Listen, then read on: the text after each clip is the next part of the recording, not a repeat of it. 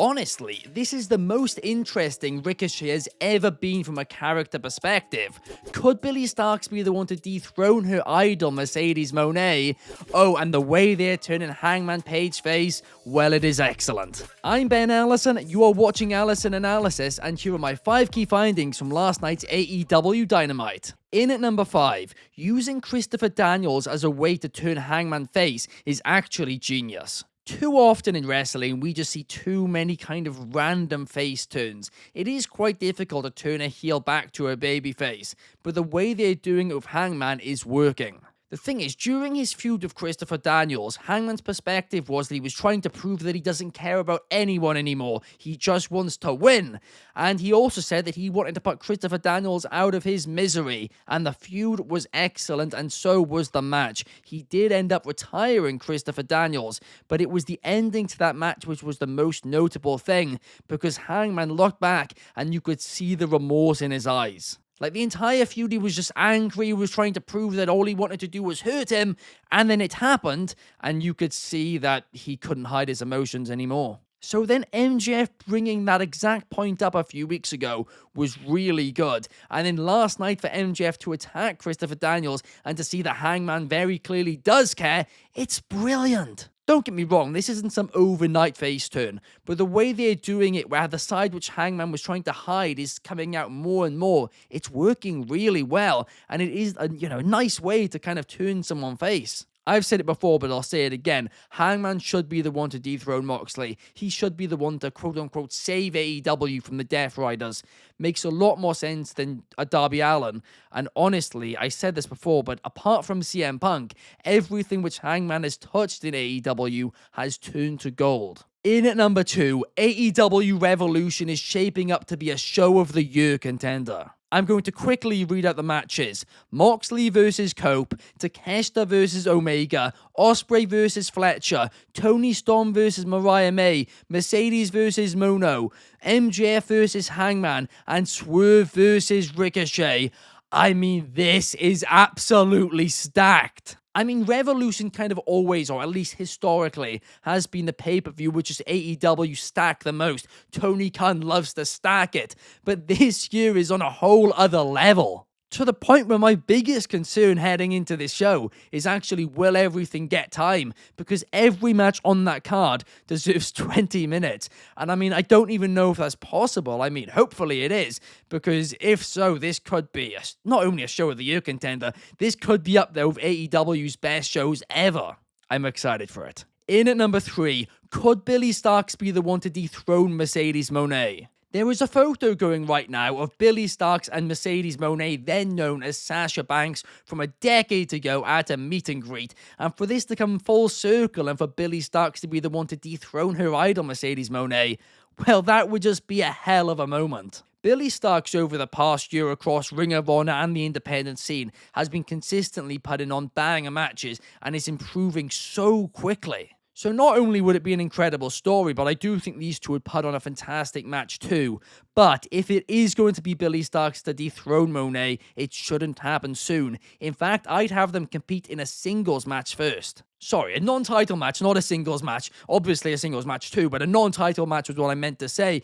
But have them have a non-title singles match on an episode of Dynamite in the middle of the card, and just have them put on an absolute banger. Then 3 to 6 months down the line, do a rematch at a pay-per-view. And because Mercedes Moné defeated Starkz the previous time, Moné will underestimate her heading into this match. And that, later this year, is when you do the shock title change. Have Billie Starkz win, it would be a fantastic moment, and I also do think that it could massively help Stark's career. But before we get into the top 2 key findings, if you guys could leave a like and subscribe on this video, that would be massively appreciated. Here at Wrestling Republic, we create between 5 to 10 free videos every single week, and in addition to that, we have a live daily stream every single day at 8 PM UK, 3 PM Eastern over in America, and 12 PM Pacific in America. I hope to see you guys there. Thank you. In at number 2, I miss 2015 to 2019 Adam Cole so much. I'm sorry, but I just really don't have any interest in Adam Cole right now, and it sucks because I'm such a big fan of his. But the MJF feud just killed all his momentum, and since that feud, MJF has started to really build his momentum up a little bit with a few feuds.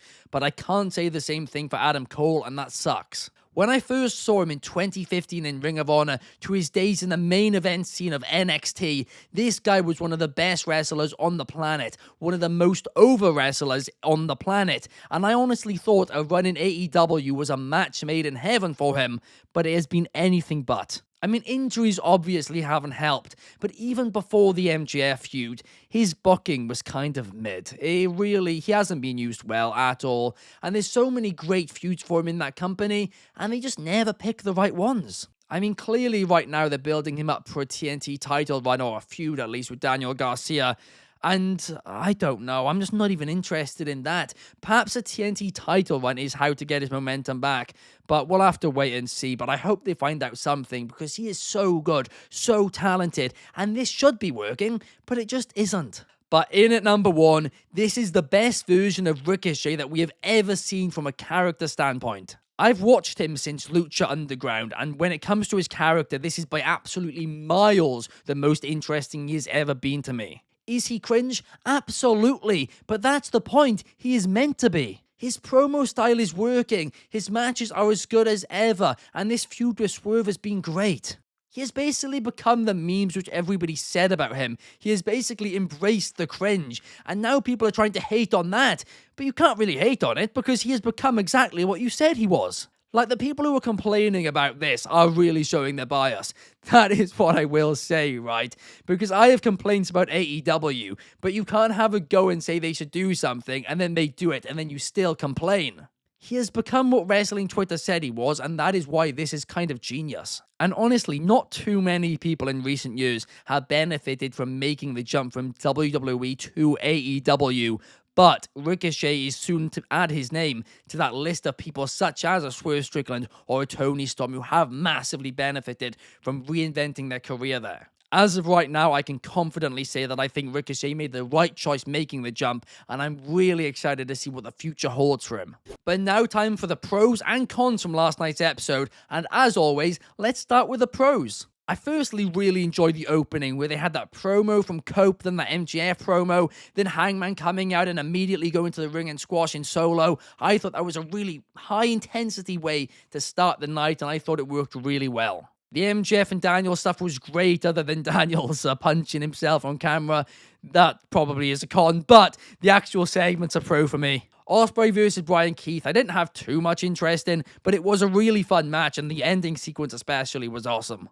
Outrunners having an ESPN promo package was insane as well. I enjoyed that. And their match against the Murder Machines was fun as well, and so was after that the promo exchange between Ricochet and Swerve. Like I said, I'm really enjoying that feud right now. And while I'm not really too invested in the Adam Cole versus Daniel Garcia feud, the 6-man tag team match was a lot of fun. Harley picked up yet another win against Deonna Purrazzo. I'm really glad they are rebuilding her after her loss at Grand Slam. And Willow did a concerto. Talk about things which I never thought we'd see, but I'm thrilled that Willow did it last night. It was an awesome moment.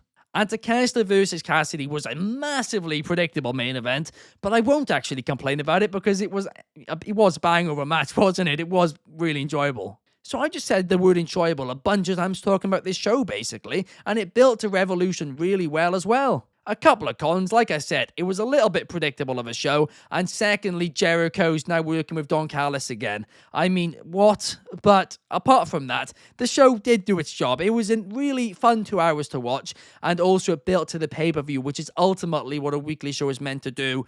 Make you, want to continue watching it, but also make you pay for the pay-per-view, and this successfully did that. So overall, I'll give it a subtle round of applause. What did you guys think of the show? Let me know your thoughts down below in the comments, and I will see you guys in the next one. Thank you so much for watching.